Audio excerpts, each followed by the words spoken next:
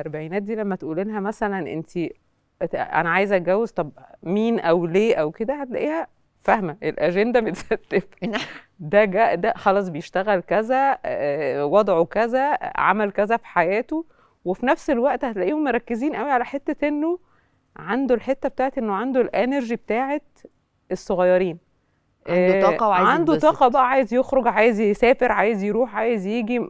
يعني مش هنقعد بقى بالمسطره انت هتعملي وانا هعمل، ما فيش الجو ده خالص. يعني الفيفتيز بقى او الخمسينات دي مرحله بقى تانية لذيذه جدا.